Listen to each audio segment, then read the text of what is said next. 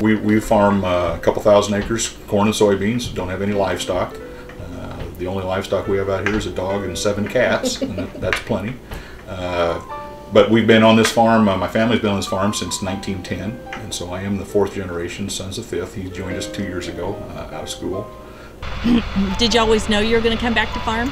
Well, I've had a couple different career paths over my youth and growing up and that, but the first thing and kind of what I ended up focusing on is that, well, I always liked being out in the farm, working outside, being able to do stuff with my hands, not have any set schedule or anything that I have to be doing. So this is kind of where I've always liked to be.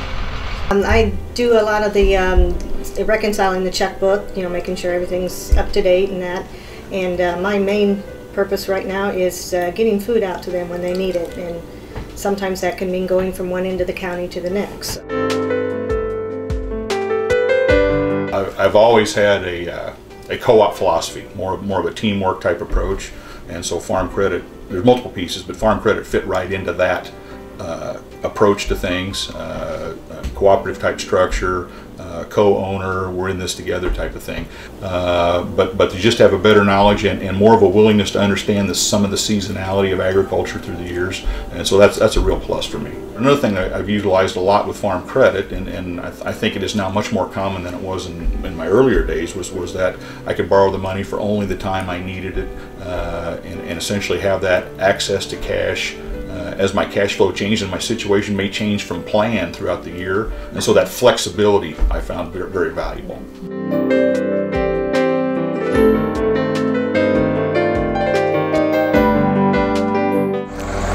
Normally a field like this, you would come in the fall and disc it or run a chisel plow or some kind of deep ripper or something through it to break the stalks up and incorporate that into the soil. Under no-till, you don't do that operation at all, and you don't do any tillage in the spring other than to come in with your planter and then plant the seed into these conditions. And so one of the things you need to be able to do is get good seed to soil contact, get good depth control.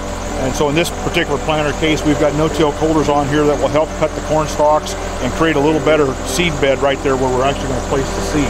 Well, it saves time and energy, but it's actually better for soil conservation as well, because when you loosen the soil up and incorporate and have that loose soil on top of the surface, then you have raindrop impact and you get more gulling and more washing of the surface.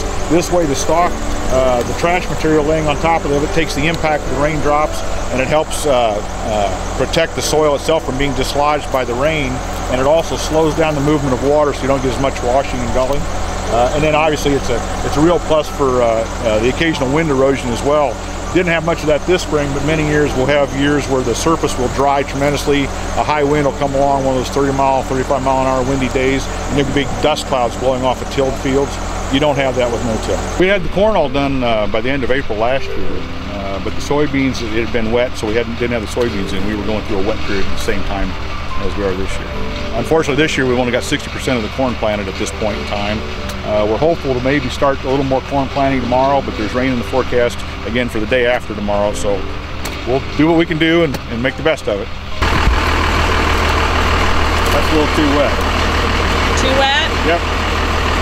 It packs together pretty tight and it crumbles a little bit, but this is one of the better parts of the field versus out where we got all the low spots. It's a lot wetter and muddier out there, so I need this part, a sample here, to really crumble apart nice for that to be close to being filled. But soybean crop is really made in August. That's when the full reproductive part of the plant really kicks in terms of forming all the beans. There'll be a lot more flowers and self-pollination occur on these than what the plant will finally support.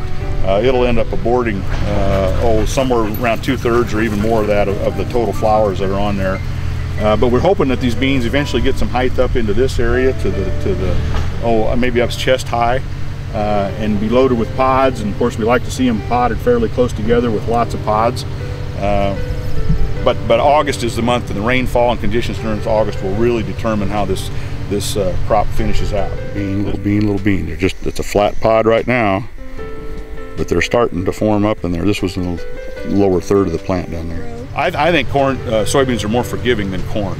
because they'll sit here and kind of stand still for a while, and then you put a rain on them, and then they'll jump and put a whole bunch more flowers and everything on. They'll respond to better conditions as they come along. Corn, you really got a pollination window there that's fairly short, and again, that's your maximum, and then corn will continue to abort kernels if you put stress on it after that, or the kernels won't fill out real well. Beans, you can put a rain on them. I've seen rain come on a bean crop on Labor Day and add bushels to that crop that late in the season. So beans are a little more forgiving. This field was planted on May 13th, and this is a little bit of a damp area right here, but we've been extremely dry in July. This is August 1st, but for the month of July we only had 1.1 inches of rain. Prior to that, we'd had very heavy wet season, April, May, and June.